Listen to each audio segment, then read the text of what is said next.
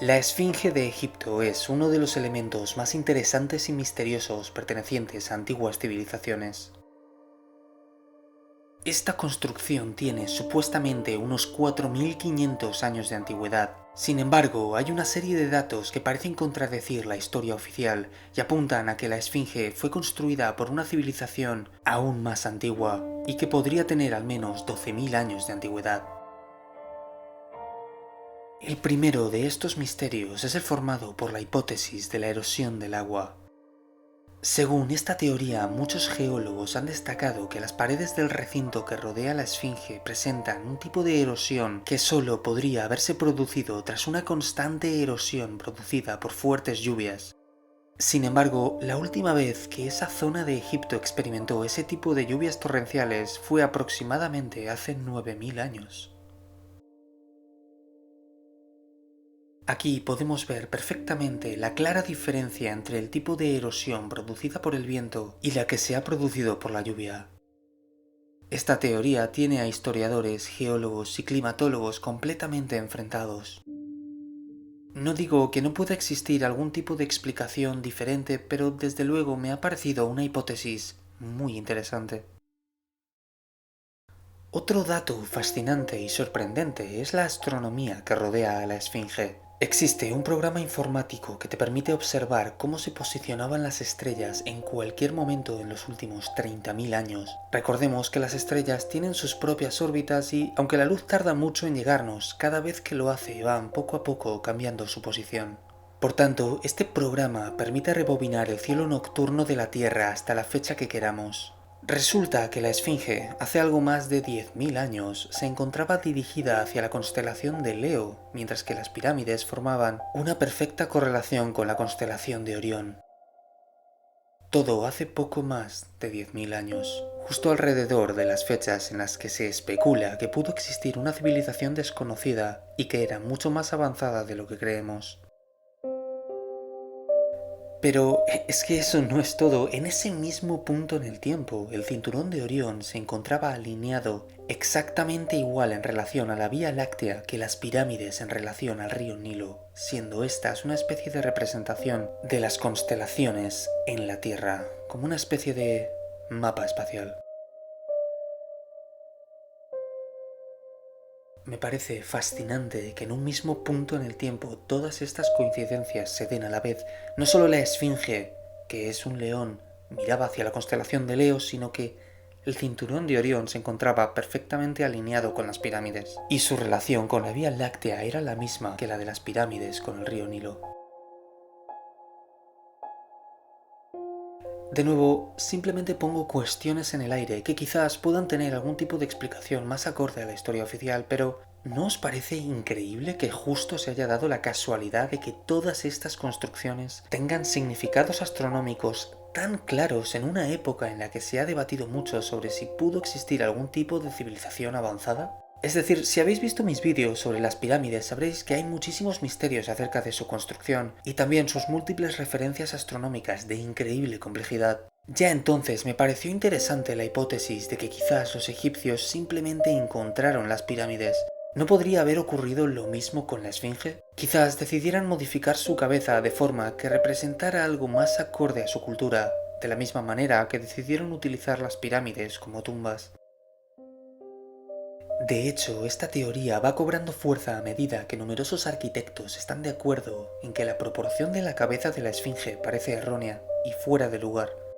También geólogos no parecen ponerse de acuerdo en por qué si el cuerpo de la Esfinge, que fue el que estuvo enterrado tantos años y protegido por la arena, está tan desgastado y sin embargo la cabeza, que es la que tuvo una mayor exposición a todo tipo de erosión, es la que se conserva mejor. ¿No debería ser al revés? A no ser que la cabeza sea mucho más reciente que el cuerpo. Quizás el cuerpo de un león apuntando a la constelación de Leo con la cabeza de un león. ¿No sería posible que tras miles de años de erosión un poderoso faraón la encontrara y decidiera reponer la cabeza con la suya propia? ¿No os parece curioso que estos tipos, que eran unos genios de la arquitectura, que construyeron las pirámides con un asombroso nivel de exactitud y precisión, al nivel de auténticos genios, decidieran hacer una esfinge completamente desproporcionada? Como poco, me parece curioso.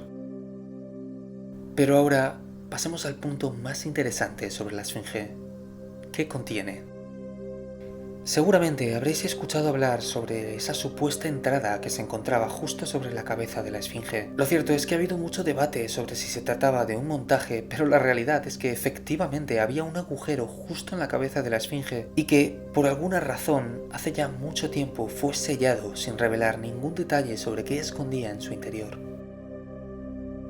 Lo cierto es que existen varias imágenes pertenecientes a un reportaje sobre la Esfinge en los años 90. Podemos observar una especie de andamio que rodea la estructura y ¿qué encontramos al alcanzar la cima? No me digáis que ahora mismo no sentís curiosidad y al mismo tiempo escalofríos sobre qué podría haber ahí dentro. Surgen muchas preguntas: ¿quién puso esa puerta ahí? ¿Por qué? ¿Qué habría antes de que estuviera la puerta? ¿Qué hay ahora? No sé vosotros, pero mi imaginación está fuera de control ahora mismo. Recordemos que algunos radares de tierra confirmaban la existencia de cavidades dentro de la Esfinge. Quizás conduce a la famosa cámara secreta que se encuentra debajo de una de las patas. En cualquier caso, no sabemos nada, pero podemos seguir investigando. Lo único que hay al respecto son teorías sobre lo que podría contener la cabeza, desde algún tipo de sala secreta hasta un túnel hacia las profundidades de la propia Esfinge. Pero antes de continuar, quiero mencionar a Zahi Hawass. Zahi Hawass es uno de los egiptólogos más famosos de la historia y que a partir de 2011 trabajó como ministro de antigüedades en el gobierno egipcio. Entre las múltiples cavidades misteriosas de la Esfinge, una de ellas se encuentra en la base de la misma. No se puede ver qué hay ahí abajo. Durante un reportaje, Zahi Hawass se mete con una cámara, pero apenas en la entrada del túnel ya determina que no va hacia ningún sitio y que no tiene ninguna importancia. Sin embargo, ¿qué costaba bajar del todo y enfocar con la cámara? Claramente ese túnel tiene una dirección, ¿por qué no enseñarla? Facilitaría mucho a la hora de saber si existían túneles subterráneos en la Esfinge.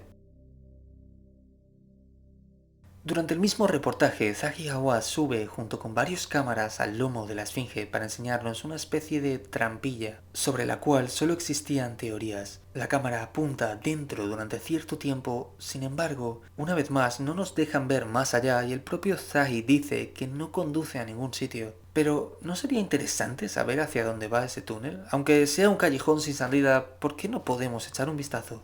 Zahi Hawass tiene fama de oponerse frontalmente con cualquier tipo de teoría que busque explorar más allá de la versión oficial del antiguo Egipto. Durante décadas negó la existencia de túneles bajo la Esfinge.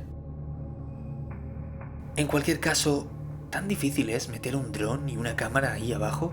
Aunque no haya nada, ¿no podríamos al menos verlo? ¿Por qué tanto misterio? Quiero decir, estoy de acuerdo en que posiblemente a estas alturas ya no haya nada o no quede nada de lo que quizás había, pero tampoco enseñarlo es una cosa que no comprendo y me mosquea muchísimo. ¿Por qué no hay ni una sola foto o vídeo públicos que enseñen algo más allá de estas entradas? ¿Por qué se habla tan poco sobre estos túneles en general? Mucha gente ni siquiera sabe que existen. Una de las hipótesis más famosas acerca de la Esfinge sostiene que existe una especie de conexión subterránea con las pirámides, que conducen a un tipo de salón principal. ¿Podría existir alguna relación entre estos túneles y esa famosa conexión? De hecho, en uno de los reportajes se descubre la existencia de una tumba que supuestamente es el sarcófago de Osiris y que se encuentra a medio camino entre la pirámide y la Esfinge, que además tiene una serie de túneles que tampoco se especifica hacia dónde conducen. De nuevo, este reportaje fue liderado por quién sino el gran Zahi Hawass. Con respecto al misterio de la cámara que podría existir debajo de una de las patas de la Esfinge, fue el propio Zahi Hawass el que se encargó de esa investigación y concluyó que no había nada, contradiciendo las señales de los radares de tierra. No podemos saber cuánta verdad hay en esto, ya que nunca se permitió a nadie más realizar una excavación en esa zona. Es curioso que justo en la zona delantera de la Esfinge, donde se encuentran sus patas, se hayan colocado baldosas de piedra, que por cierto no encontraréis en ningún otro punto, solo ahí justo en esa zona, y que además ahora han sido cubiertas por lo que parecen ser tablones de madera. Durante el año 1978, el arqueólogo Mark Lehner comenzó una excavación en esta trampilla de la Esfinge que duró 3 semanas. La conclusión fue que no conducía a ninguna parte, sin embargo, ¿quién era uno de sus máximos socios? Así es, Zahi Hawass. Y entiendo que las excavaciones en monumentos tan delicados puedan llevar su tiempo, pero ¿3 semanas para concluir que no conduce a ningún sitio? Ah, y por cierto, nunca se redactó ningún tipo de informe oficial sobre los resultados de esta excavación.